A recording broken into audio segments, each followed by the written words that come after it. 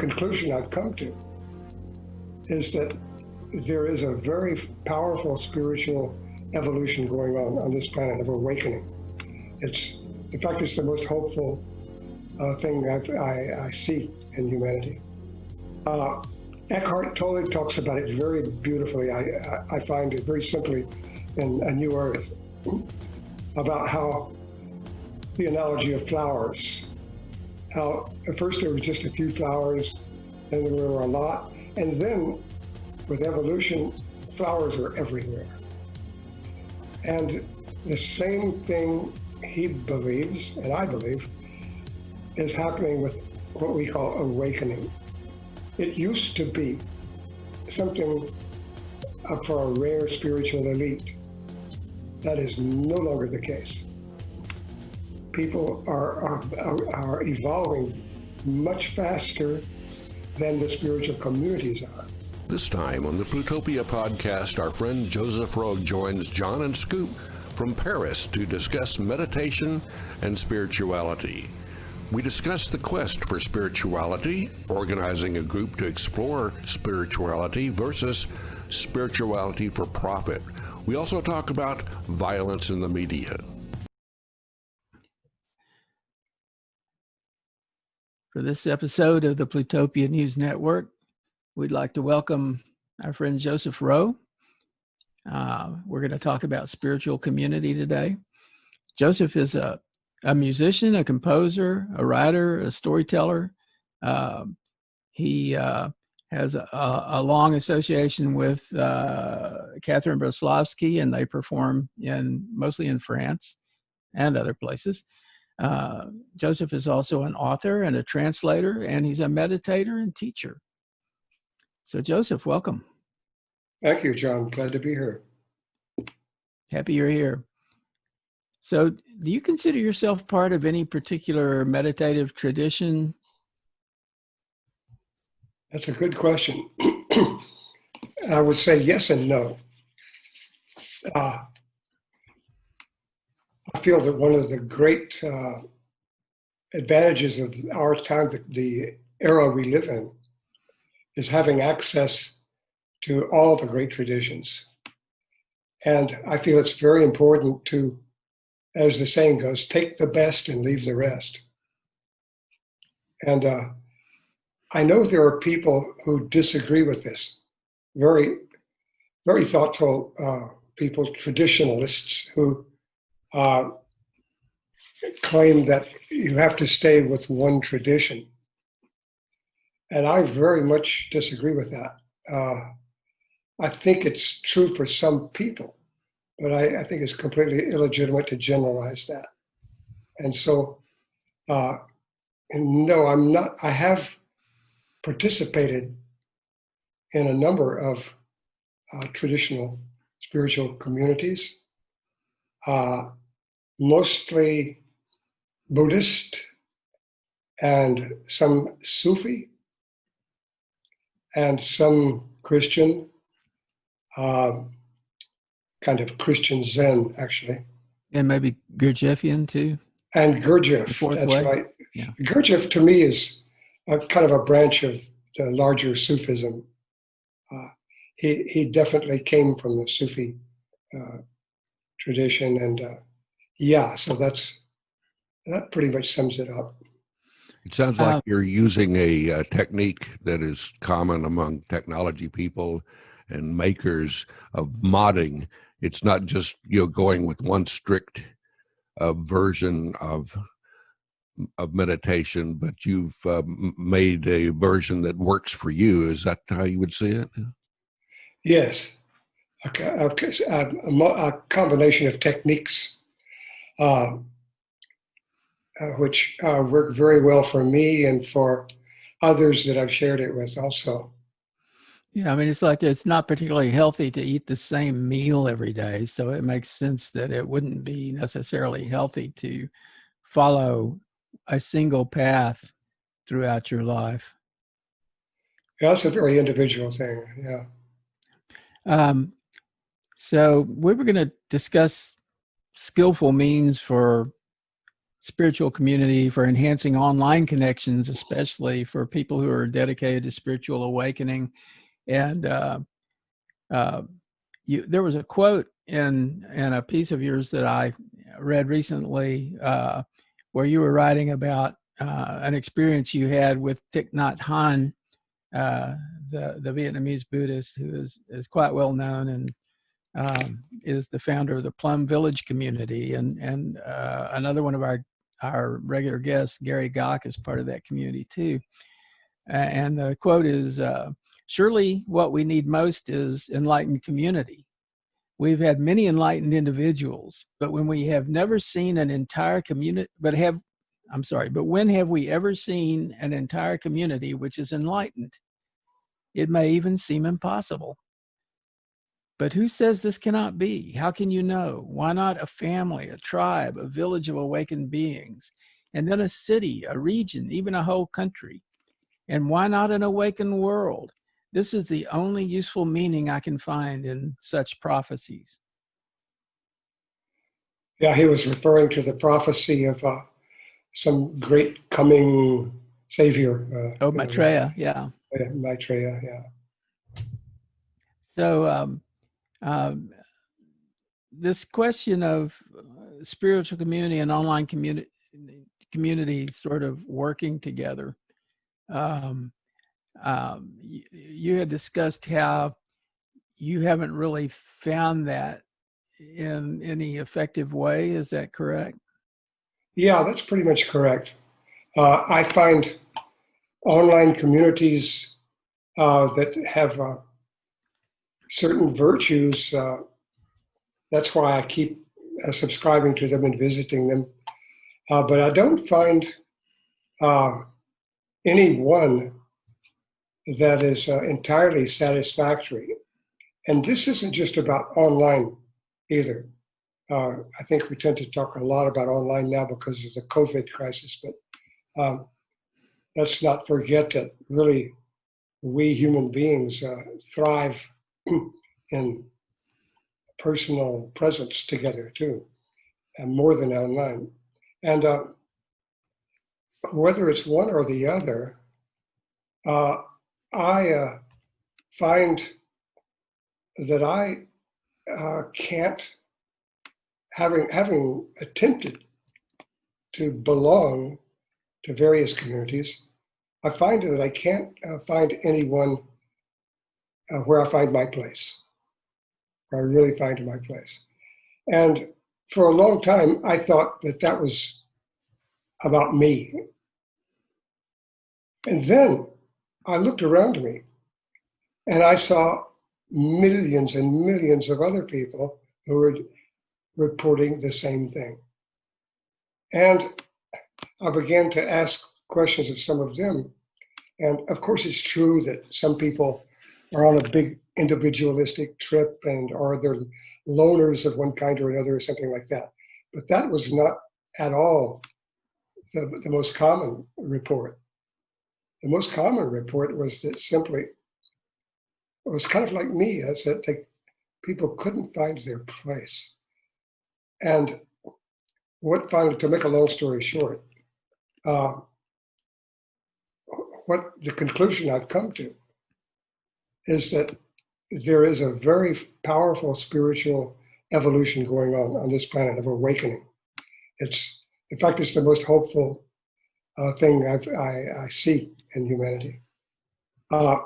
Eckhart Tolle talks about it very beautifully. I find it very simply in A New Earth, about how the analogy of flowers, how at first there was just a few flowers, and there were a lot, and then with evolution, flowers are everywhere.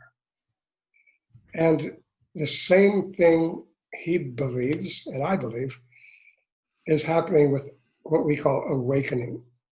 It used to be something for a rare spiritual elite. That is no longer the case. People are evolving much faster than the spiritual communities are. The spiritual communities are stuck in worship of tradition, just holding on to bibliolatry is one form of it, with worshiping scriptures instead of God, so to speak. The and these communities, by and large, are not evolving as nearly as fast as individuals are. So you're saying that there is a broad awakening among individuals that is not represented well in communities. Yeah. And you use the flower metaphor, but I wonder about the weeds. If you pay attention to media and to the common perception of what's going on in the world, it seems that we're devolving rather than evolving. It can certainly seem like that. But part of that is because we're fascinated by bad news and we're bored by good news. I got that. Yeah. There's QAnon, which is kind of a religion, but it's a very strange one. There's a lot of conspiracy theories and craziness. We talk about that quite a bit on here, actually. Yeah, because this kind of new form of this in French they call it complotisme. It's this kind of new phenomenon of finding conspiracies everywhere. Doesn't matter whether right, left, whatever. Just looking for conspiracies and believing you've detected them. That tendency to me is simply very simple. That is a symptom of lack of tolerance of the unknown. That's all. People who gravitate toward conspiracies cannot tolerate living in the unknown or not being sure. We just don't know. Yeah, they can't fill in the blanks, so they just start filling it in with weirdness. Do you think it also relates to the fact that a lot of people out there just they can't find answers that relate to them, so they'll just grasp upon any stray conspiracy theory that pops up and use that in place of any kind of actual spiritual connection? Right. Whereas the Buddhist, one thing I really appreciate about Buddhism is kind of the opposite of conspiracism. Do you remember the story of the empty boat? That this boatman is in the night is trying to avoid this boat, but it keeps coming at him. He curses it, he yells at it, and the guy refuses to listen, and it just slams into him, and it's just outraged. He's ready to kill somebody, and there's nobody on the boat. There's nobody there. And he said, this is kind of a metaphor for really what is our common delusion and our common source of so much of our aggression and our craziness is belief in somebody's there. Somebody's doing it. Somebody's behind this. Somebody did it. Somebody wants it to be done. Somebody is, goes on and on and on. Yeah. Everybody needs a boogeyman to blame, Yeah. someone that's the evil genius behind all their problems. Right. So, and one of the things that we've been talking about is how, I mean, you've talked about how there is this awakening among individuals not well represented in spiritual communities. So I think your question has been, how can you bring those people who are awakening into some sense of community with each other without getting into the kind of ruts that some supposedly spiritual communities are already in? And one observation, something like QAnon or some of these weird conspiracy theories seem to have a pretty good job of bringing people in and spreading virally. So would there be some way to do that with some sane sense of being awake and being non-delusional and present in the world? I wouldn't, I don't know if it's a good idea to spread virally. I think one of the problems actually is filtering, keeping groups small. If there's any hope to come together in that way, then we can't just make everybody welcome. It just won't work. Well, I just think in terms of the bodhisattva ideal, the idea that I am awakening, and I will bring all the people I can with me. So I Yeah, try to all spread right. my awakening. It ain't going to happen virally, though. It's How does it happen unlikely. then? In fact, How do you manage to bring everybody on board the boat? I'm more worried about just getting any kind of boat working at all at first before bringing everybody aboard it. There's a lot of people there, yeah, but first we can. I'm not sure how. I don't know. I don't have any. I just know that this needs to be done, but I don't know how to do it exactly. I can tell you some things that are lacking in communities that exist online. Maybe we should just talk about online, okay? Yes, Because absolutely. other things are it's too big a question with the other kinds. I'll give an example. I belong to an online community called the Mystery School, which is run by Jeff Carrera, who is a really superb meditation teacher. But one thing that's lacking in that community is lively conversation. It's just and relevant conversation, about why we are awakening as individuals and not together. And that just is not happening in that community. And another example, there's a woman named Patricia Albert. Don't know exactly how to pronounce her name. Albere. And she has a movement. She kind of guides a movement called Mutual Awakening. And she is very much aware of this problem I'm talking about and trying to overcome it by bringing people together in a process that she calls mutual awakening. But so far, I haven't really joined that community, paid, because you got to pay, you know. By the way, just not to digress too much, but too many of these communities are just, we find ourselves reduced to consumers. Well, that's really the problem right there. So spirituality for profit seems to be the motive in some of these communities, you think? You know, I don't think it's even that.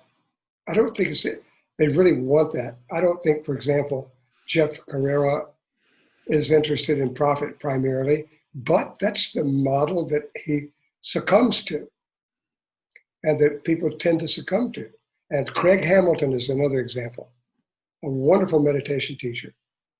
But his community, you just become a consumer by joining his community. I was a member of it for some time, and I got tremendous benefit from it for a while, some really good guided meditations. But you just become a consumer, you know. Well, you know, there's a meditation teacher that I follow who's like this former punk rocker, Brad Warner, who has written several books about Buddhism and is very good at making like clear explanations of Buddhist thinking. And really the only way he has to support himself is partly through writing the books, but also I think he depends somewhat on donations or contributions from the people who follow him. And, you know, that necessity to find some way to proceed in life and to pay bills and so forth I think, sort of lends to almost a requirement to build something of a consumption model. I mean, in a Yeah, sense, you're selling wisdom, or you're selling that's right. an opportunity to awaken. That's a very serious problem. And Eckhart Tolle has pretty much succumbed to that. Even though he personally does not, I'm sure of that. Unless I'm totally mistaken about the man, I followed him very deeply. I've looked, at first I thought Eckhart Tolle was kind of watered down mysticism for the masses. I totally changed my mind. I think he's one of the most profound teachers and effective teachers of this age. But his very success has created a situation where many people, not just him, not just about him making a living, and a very good living, extremely good living. It's about supporting a whole group of people who depend on the Eckhart Tolle industry. And that kind of model does not build the kind of community we need. It's good. I'm not saying it's wrong. I'm glad it's there. It's helped a lot of people, and it is what it is. It does what its job is very well, but it falls far short of what we're talking about. That model has been a big influence on Christianity. You have all the mega churches, which are really just mega corporations that are generating a lot of cash, and hopefully because people are getting some benefit. But the goal of these mega churches seems to be cashing in on these spiritual needs of others. Yeah, that's really grotesque. Yeah, it's a grotesque example of it. One spiritual teacher who does not do this is Shenzhen Young. He is one of my main teachers. In fact, my guides, my elder brothers and sisters on the path, you might say. Shenzhen is a really incredible person. He's not only is he a Zen master, but he's a real expert on world religions and a multilinguist and extremely literate in science and mathematics. And he charges a very minimum. The Dana principle. You know about that, Dana? Yeah. Well, but he also has an online store where he sells, I guess, his talks and guided meditations and that sort of thing. And he's got a book, and I mean, he's doing various things. Yeah, but he doesn't charge, but he charges less than anybody else does to be online with him. $20 for a retreat. That's pretty. It's very reasonable. Yeah. So he's still trying to support himself with his work, but he's not being greedy about it. It's still not the model we need. That's right. It's one of the purer examples of this, but it's not. It's still not what we need. Well, it sounds like we kind of need a community. I mean, from my perspective, being a person who adheres to a cooperative model and was part of a co-op, it seems to me that this idea of having to have a single teacher that you follow, that we could be rethinking that and think about how within the community, members of the community could all be both teaching and learning. And in that case, also no member of the community would necessarily be depending on teaching for an income, Yeah, that's a tricky one. I would tend to agree with that. I would tend to certainly. Okay, here's another thing about evolution. The huge thing that's in the background of all this is the question about evolution. What is evolution? And I can understand that some Eastern traditions feel that Westerners are too obsessed with and over optimistic about evolution and are taking technology as a kind of which is totally out of hand as a model for evolution. I understand that, but on the other hand, there is evolution, and we have evolved spiritually and collectively to a point where that guru model no longer works. Perhaps it was valid, probably was in some society at some time. It's not what we need, the guru model. It's leadership, yes. We do need leadership. That's only natural. But the question is, how do we have leadership without the guru model and without, as you say, people depending on money from spiritual teachings in order to make a living? Yeah, it's sort of like the idea of the headless organization. Can you have an organization and have it be effective and have it move in, a meaningful direction without having a CEO or a director or a leader? I mean, conceptually, we have adapted throughout the human history, really, to this idea that it works best to have one person in the lead and others following. But birds do it a little differently. I mean, if you follow a flock of birds, you see that there's not a leader, but that leadership is, or the sense of direction of the flock is collectively determined with different people or different birds getting into the lead at different times. Starlings, especially. Starlings are incredible, yeah. And it's been hard for humans to figure out how to do that. And I know I've been, in the time that I spent within the cooperative framework, that has especially been difficult to scale. If you have a smaller co-op, as we did, with just a few members, it's not difficult at all to have that kind of shared leadership and collective sense of direction. But as you grow and as you get more people into the mix, it becomes harder and harder to do that. That's right. That's the point I was trying to make before, is that it's best to start small, not to have, it's, when I look over the history of what's happened to various spiritual communities, which is a subject that fascinates me, big and small, through thousands of years or recently, all eras, When I look all that over, one thing that really comes out is that small is beautiful, at least at first. It's very hard. When it gets beyond a certain point, institutionalization starts to set in. I had experienced a leaderless project at one point where a company I was working for, the manager decided, we're going to do this project, but I'm not going to be involved. We just put a bunch of people into a office and said, you need to accomplish this. And no one was a title. It was just, you're all on the project.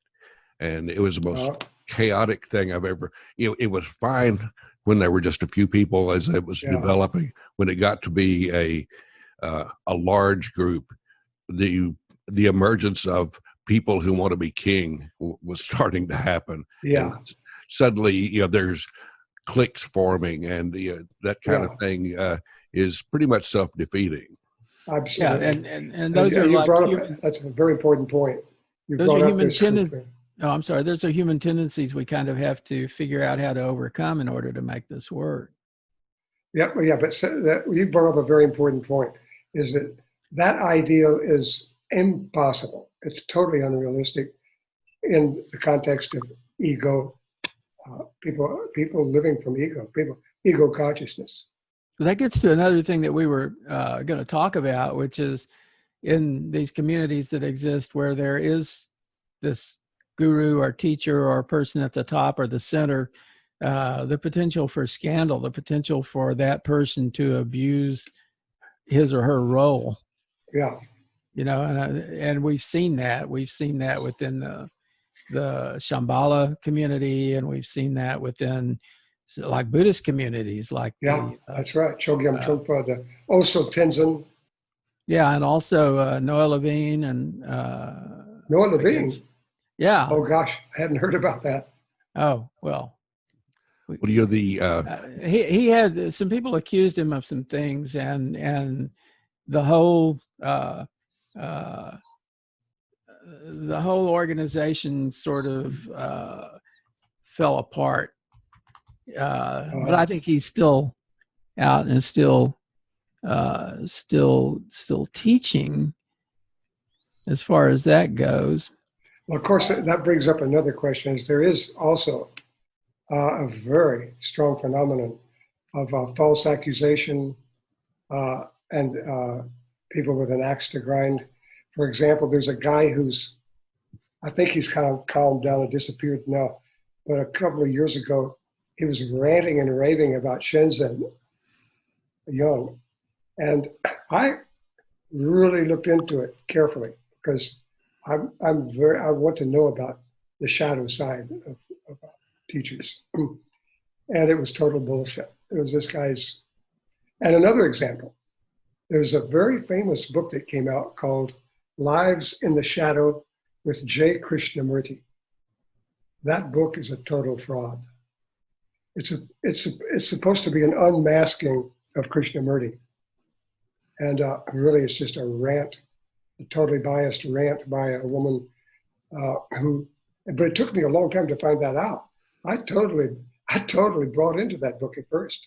Yeah, I mean, when you hear these things and you don't hear the facts and the details, it's too easy to default to belief. But it's like the thing with Noah Levine, if you like look closely at it, and against the stream no longer exists because of this. But that's really unfortunate because he had done some things that were like made people uncomfortable apparently, or there was a question of whether he had used his position incorrectly, or in order to take advantage of people. And I don't think he felt he was doing that from what I've been able to read. But the perception was that he was doing that. So the whole thing just sort of unraveled.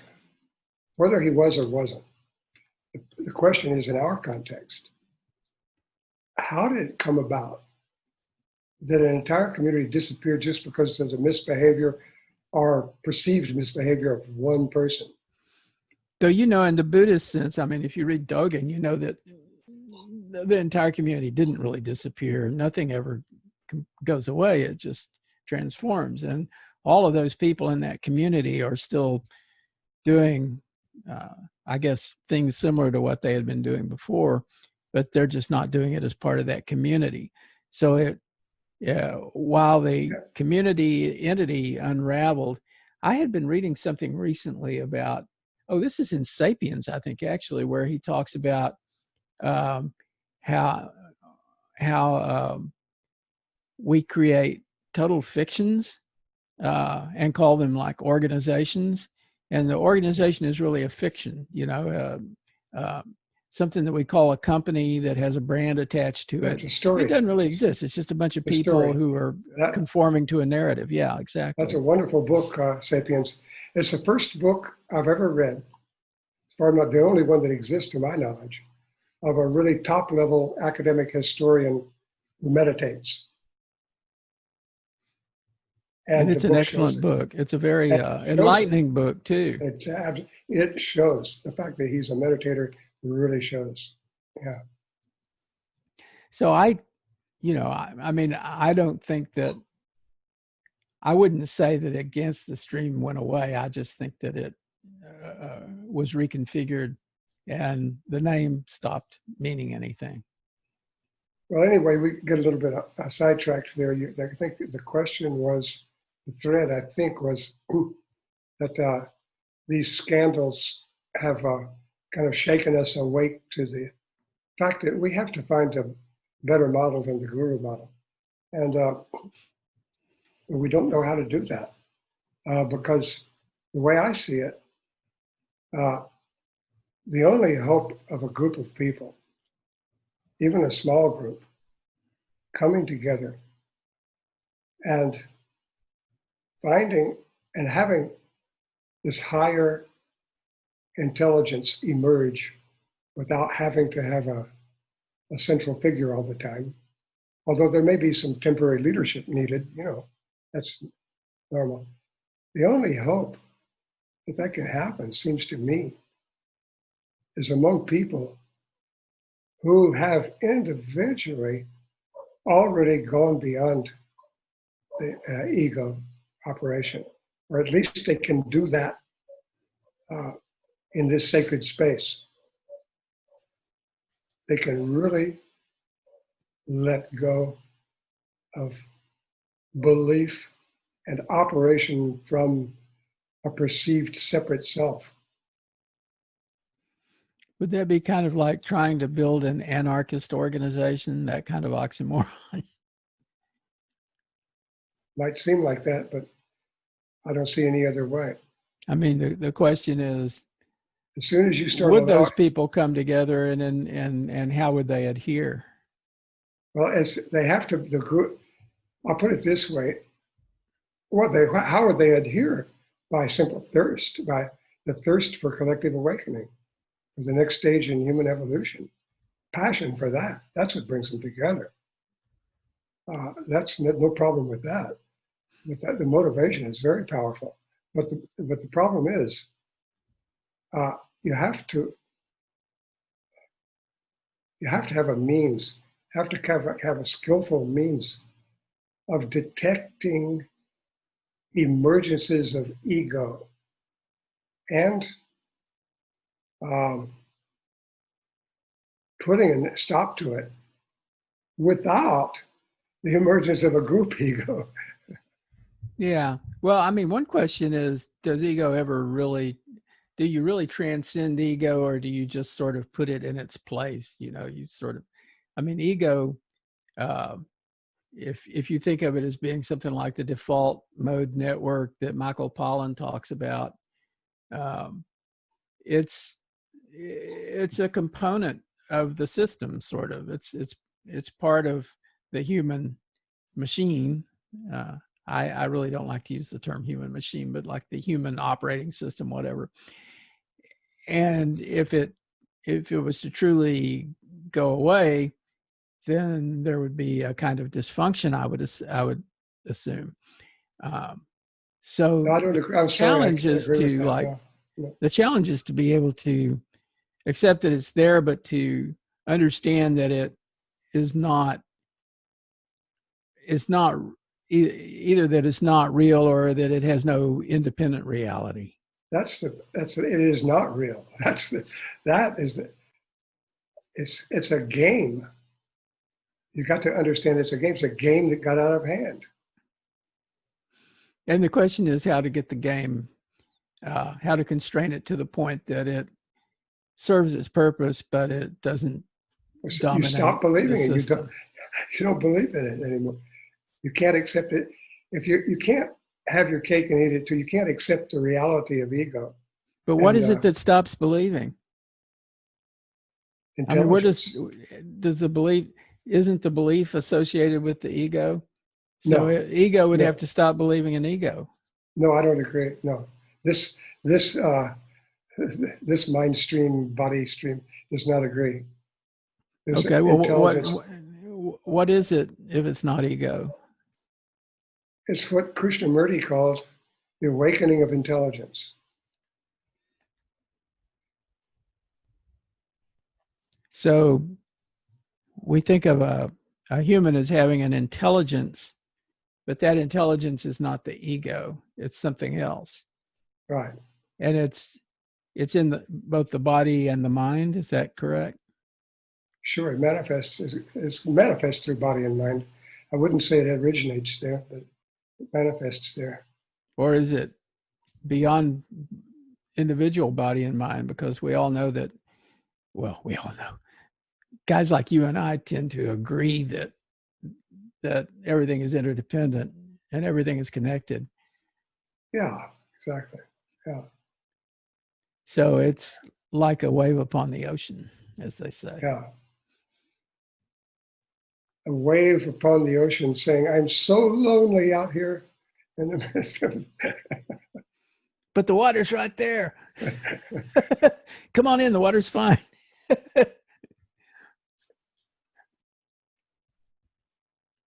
So now we're at a great silence. We could probably meditate right now. Well, you were talking about evolution, and I'm an observer of politics, and looking at the crowd out there in world politics, it's hard to spot whether someone is evolving or devolving. I mean, just the things that are being done, and they're supposedly experts and the chosen people. How do you determine which way these people are going? Are they evolving or devolving? Well, I really like the model of Stanislav Grof. I actually had the good luck to talk to him once, and I've read his books. Do you know who he is? No. Stanislav Grof, Grof. He was one of the LSD pioneers and one of the most really profound investigators of the recall of birth trauma and various things like that. And in his work with thousands of people, not just with LSD, but also with what he calls hypertropic breathing, which is very much like a Sufi zikr. He came up with 4 stages of which are kind of archetypes of evolution. And some parts are kind of like what you call devolution, Scoop. And I'll try to outline them. The first part, and they correspond to our own birth process, by the way. The first process is blissful union with the mother in the womb. Number 2, that's number 1. He calls it BPM, basic perinatal matrix, BPM 1. BPM 2 is blockage, a sense of blockage, that something needs to emerge and it can't emerge. And that's a moment of extreme struggle and kind of angst. The third one is the emergence. And there you have absolute chaos of everything good and everything bad is happening at once. The horror of having to leave this world of bliss is there. And all the kind of perception of all the horrors that go with it. And at the same time, the wonder and beauty of this new world is there. And it's all happening at once. What we call devolution and evolution. It's the good and the bad. It's all happening at the same time. And then the final stage, BPM 4, is kind of a BPM 1 on a higher octave. Full individuation and union in a higher sense, which is kind of mysterious. But when I talked to Grove, I asked him which stage he thought the human race was in now, and he said 3. I thought he might say 2, but he said 3. He said it's all happening at once. The worst and the best are happening right together, and that's typical of this stage. Yeah, and that's to your point earlier about how there's this great awakening happening at the same time there's this great insanity happening. Yeah, right. And we see the insanity because it's represented in media, but we don't see the awakening because it's not sexy enough, I guess. Yeah, that's the terrible thing. There's a Jungian psychologist named Robert Johnson describes that as our Dionysian thirst. Dionysus in us, according to him, this is I'm not saying I agree with this, but that's very intriguing. He said there's something in us as an archetype, a god or a kind of higher archetype in us of Dionysus, which wants, or maybe Shiva, the same thing, which wants destruction, which loves bad news, absolutely loves bad news. It thrives on horror. And also conflict and friction. You know, the Right. conflict and friction. I was in a conversation earlier today about how so much of what we're seeing in the world right now is not just people falling into a conflict, but people going out of their way to create conflict, you know? Absolutely. That's a good Where way to be conflict might noticed. not exist. Yeah, Oh, sorry. that's a good way of getting noticed because having worked as a journalist for a long time during some very disturbing times, getting your story published was easier if it was something dire, something horrible, some really traumatic thing. If it was a story that was good and cheerful, that usually, if it got published, it got on the back page. The front page is all the horror and the dispute and everything else that goes with doing the news, and it seems to have gotten worse, especially on cable news. You see the horror, but you seldom see all the good things. Yeah, and it's not just news; it's movies, it's everything. I feel the media bear if there are any villains in this, I believe it's the media's catering to the worst, absolutely the worst things in people. Yeah, and on the other hand, though, there are people who preach you shouldn't protest, you shouldn't speak out against injustice. So there seems to be a need for a balance. Sometimes you do need to stir things up because someone is doing something horrifying to you or your people. So how do you strike that balance?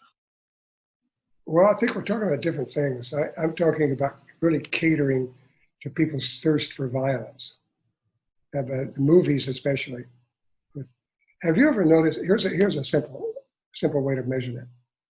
How many times in your life have you seen someone pull a gun, a pistol? Never. A number of times, actually, growing up in Texas. I've seen it twice in my life. And most people are going to report something like that. But if a Martian or some was to come and study us with our movies, they would conclude that people are pulling pistols all the time. Well, in Texas, that may be the fact it's gun city down here. Well, I mean, there's a lot of guns here, but I never see anybody carrying a gun, and I've never seen anybody actually point a gun at another person. Now, this doesn't have anything to do with NRA or anything like that. This is the media, which always are holding pistols in our faces, Exactly. Literally. Always thrusting pistols at us in the stories. You can't even have a story without several pistols in it. Yeah, actually, I've grown more sensitive to that. My wife and I both, we find that one thing that we can do here when we're sheltering in place and not going much of anywhere is watch television. And we've sort of browsed through a lot of the programming that's available. And so much of it is violent and bloody and really kind of horrible stuff. And it didn't really strike us before because we weren't doing it very much, or we weren't looking that much at what was available. But now it's so obvious, and you wonder what kind of, I mean, garbage in, garbage out, how our heads are being conditioned with all of this violence and blood. Yeah, these school shootings and everything. I feel that the media are at least as much to blame as the NRA. Well, there are the copycats who see those stories and it's like, well, I want to be that famous as well. So that is a common occurrence right after a major, a mass murder. Yeah. Well, So, and not only, yeah, you're that makes two different ways that the media are to blame. By the way they are fascinated by reporting that in great detail, and also the Hollywood movies that glorify that glorify having a pistol. Get yourself a gun and get yourself respected. So we're sort of at the end of our time here with a kind of cliffhanger here, and I will just say we'd love to have you back, and your assignment between now and then is to figure out the solution to this problem. Are we making him a guru doing that? He's a guru whether he likes it or not. Or just a co-conspirator. Well, thanks, Joseph. Thanks for joining us. You bet. It's been a great pleasure. Good questions. Thank you. You can follow the Plutopia News Network at plutopia.io. On Facebook, go to @Plutopia News. On Twitter, it's @Plutopia. This is the Plutopia News Network, 20 minutes into the future.